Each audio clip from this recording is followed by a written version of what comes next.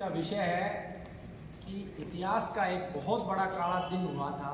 ऐसा दिन कभी मुगल काल में भी नहीं हुआ कि एक शिक्षा के मंदिर गुरुकुल को मात्र एक आरोप के आधार पर जबरन कुछ आतंकवादी प्रवृत्ति के व्यक्तियों के द्वारा बंद करवा दिया गया था।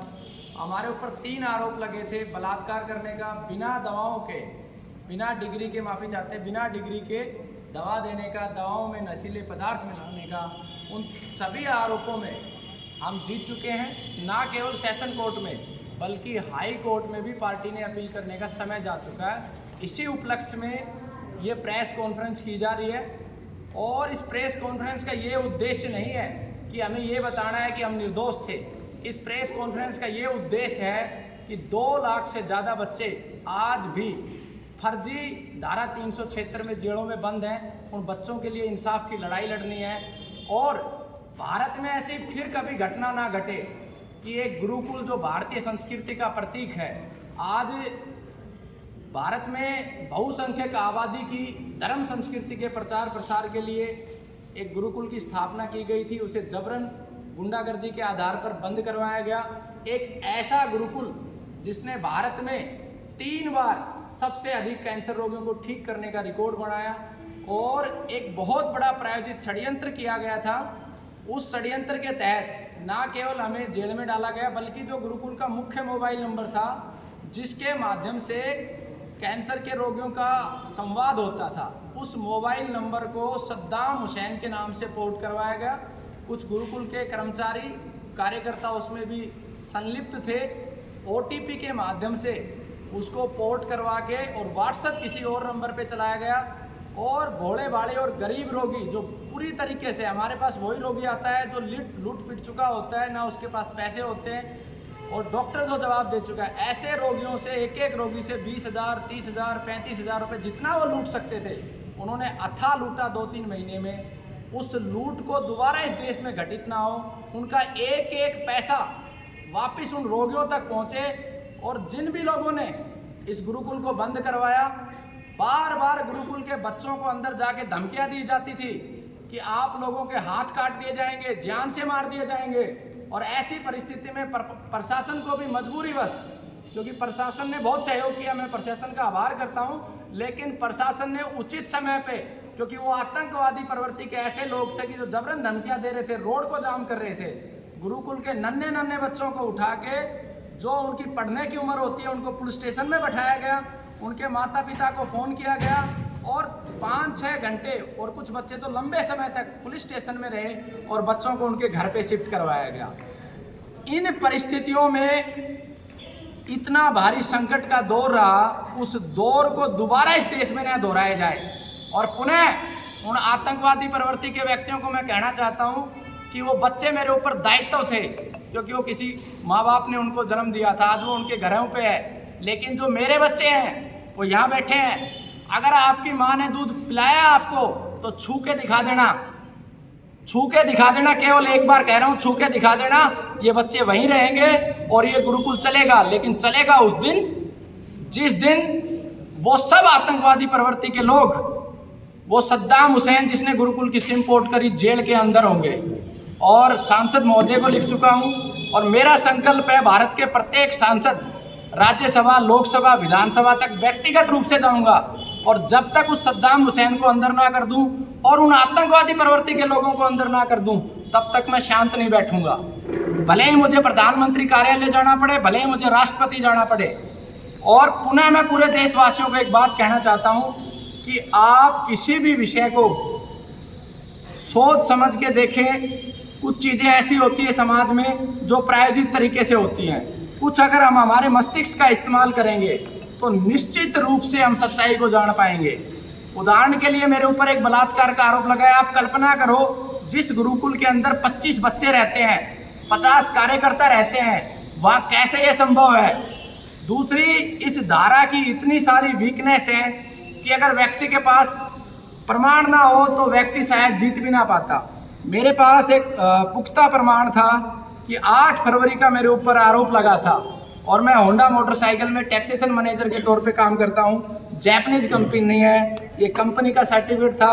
कंपनी के अंदर मैं 8:10 सुबह से लेके और रात्रि 20:27 तक था।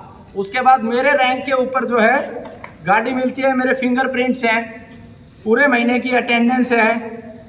और उसके बाद जो गाड़ी मुझे छोड़ने गई WTI कैब की ये गाड़ी है, ये मेरे मोबाइल नंबर है और ये गाड़ी कितने बजे चली और इसने गाड़ी ने मेरे को सेक्टर 105 में ड्रॉप किया।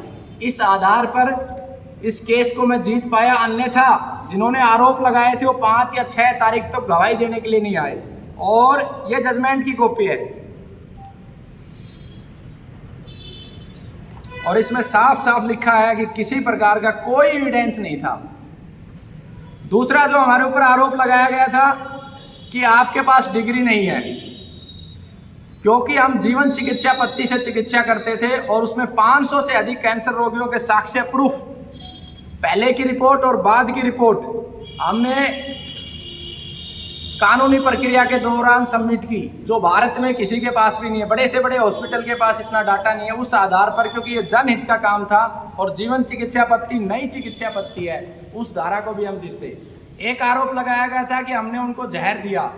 अरविंद हॉस्पिटल महेंद्रगढ़ का है, उस हॉस्पिटल की रिपोर्ट में साफ साफ रिपोर्टिंग है, किसी प्रकार का कोई जहर नहीं था। डॉक्टरों ने इमीडिएट उनको वहाँ से ICU से रिलीज करने के आदेश दिए थे, लेकिन उनकी धमकी इतनी थी कि वो फ़ोन कर देंगी पुलिस प्रशासन में, उसे छू नहीं सकता। तो वो आप जाके जांच कर सकते हैं। तो मुख्य रूप से इन्हीं उद्देश्यों से ये प्रेस कॉन्फ्रेंस की गई है कि दोबारा से कोई घटना ना घटित हो। इसके लिए पूरे भारत के गुरुकुलों का एक संगठन भी बनाया जा रहा है, जैसे आपके पत्रकारों के संगठन होते हैं। हरियाणा में लगभग काम हो चुका है और बाकी आगे चल रहा है। तो आप बता रहे कि साजिश के तहत आप जी क्या गए, क्या मंशा थी? मनसा इस धारा के अंदर सबसे बड़ी मनसा ये थी कि इस गुरुकुल को बंद करवाना, क्योंकि मेडिकल माफिया नहीं चाहते कि कैंसर का जिस तरीके से तेजी से प्रचार प्रसार हो रहा है, जिस तरीके से कैंसर के मरीज बढ़ रहे हैं, तो ऐसी किसी भी संस्थान को वो आगे नहीं आना चाहते जो कैंसर के कारणों का प्रचार करे, जिससे कि कैंसर रुके। तो मेरा जहाँ तक अनुमान है, बाकी तो कानून का कार्य है, मेरा जहाँ तक अनुमान है, क्योंकि उस वीडियो के अंदर जो वायरल की गई जिसमें बहुत टेपरिंग की गई थी, वो कुछ हॉस्पिटलों की साजिश हो सकती है। मैं ये नहीं कह सकता किस हॉस्पिटल की साजिश है, बट वो जांच के बाद ही पता चलेगा। इसकी मुख्य कड़ी वहाँ से निकल के आएगी जिस दिन सद्दाम हुसैन की गर्दन पे हाथ डाला जाएगा, क्योंकि गुरुकुल की सिम सद्दाम हुसैन के नाम पोर्ट की गई है। जिस दिन सद्दाम हुसैन पकड़ा जाएगा उसी दिन इस साजिश के पूरा षड्यंत्र साफ हो जाएगा। जैसे बार बार आप सद्दाम हुसैन का नाम ले रहे हैं, कौन है सद्दाम हुसैन? मुझे नहीं पता कौन है सद्दाम हुसैन, लेकिन जो गुरुकुल का नंबर था 93,569,450, जो हमारे गुरुकुल के कार्यकर्ता जयप्रकाश के नाम से अलॉट था, उसका OTP दे के सद्दाम हुसैन के नाम अलॉट किया गया। ये भी मोबाइल कंपनियों का एक बहुत बड़ा लूप होल है। सभी पत्रकारों से निवेदन, इस मुद्दे को उठाओ। आपका भी फ़ोन अगर 10 मिनट के लिए मेरे पास आ जाए तो मैं अपने आधार कार्ड से उसे अपने नाम पोर्ट करवा सकता हूँ। तो OTP दिया गया, कुछ हमारे लोग मिले हुए थे, तो उसके भी जांच के बाद ही पता चलेगा किसने वो OTP दिया, और वो आज की डेट में सद्दाम हुसैन के नाम अलॉट दिखाता है। इसलिए सद्दाम हुसैन एक मेरे पास पुख्ता बात है जो मैं बोल सकता हूँ कि हाँ, वो व्यक्ति कहीं ना कहीं इन्वॉल्व था। तो ये साइबर क्राइम के अंतर्गत आता है, क्योंकि आपकी सिम किसी और के नाम पोर्ट की गई फर्जी ढंग से, उससे फिर आप कह रहे हो कि लूट की गई है पैसे की, तो आपने कहीं कंप्लेंट की इसकी साइबर फ्रॉड की? जब तक ये केस चल रहा था हमने किसी प्रकार की कोई प्रक्रिया नहीं की थी। पिछले 6 महीने से खुद मैं डिप्रेशन में था। अब क्रमवार साइबर क्राइम में भी रिपोर्ट करेंगे। मैं अपने लीगल एडवाइज़र से बात कर रहा हूँ, और जहाँ भी जैसे गुरुकुल को जबरन बंद करवाना, धमकियाँ देना बच्चों को, उसके लिए क्या कानूनी प्रक्रिया है, वो सारी प्रक्रिया के लिए मैं अपने वकीलों से डिस्कस कर रहा हूँ। पैरेलल जितने भी हमारे लोकसभा सांसद हैं उन सबको मैं पत्र लिख रहा हूँ कि ऐसी घटना क्यों घटित हुई। आप कह रहे हैं कि मेडिकल इंडस्ट्री ने मतलब ये चाहा कि इस तरह से साजिश हो और फिर आपको फंसाया जाए, तो क्या आप ये कह रहे हैं कि पूरी इंडस्ट्री या फिर कोई पर्टिकुलर हॉस्पिटल इसमें? देखिए, इस विषय में मैं नहीं कह सकता। मैं सिर्फ ये कह सकता हूँ कि इस देश में पहली बार हमने कैंसर की प्रतियोगिता शुरू की। प्रतियोगिता का अर्थ है जिसने जितने रोगी ठीक किए वो उनके प्रमाण दिखाए और उनकी पहले की रिपोर्ट, बाद की रिपोर्ट और मोबाइल नंबर दे।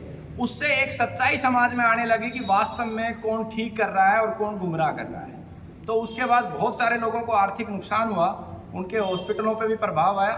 तो एक मेरा अनुमान है कि कहीं ना कहीं ये अर्थ से जुड़ा हुआ विषय था, आर्थिक, क्योंकि उस दौरान जो लूट की गई, मेरा अनुमान है कि 2 महीने में कम से कम एक व्यक्ति से एवरेज 10,000 से लेकर 30,000 रुपए तक लिए गए हैं। अब कितने लोगों से उस सिम के ऊपर ऑलरेडी एफआईआर हो चुकी है, रोगियों ने एफआईआर की है। अब कंसोलिडेटेड गुरुकुल की तरफ से भी एफआईआर की मैं प्रोसेस का पता कर रहा हूँ। जो महिला जिसने आरोप लगाए थे वो महिला शायद पानीपत की थी और आपके इधर गुरुकुल में पहले इलाज के लिए आती थी, ऐसा सुनने में आया उस समय।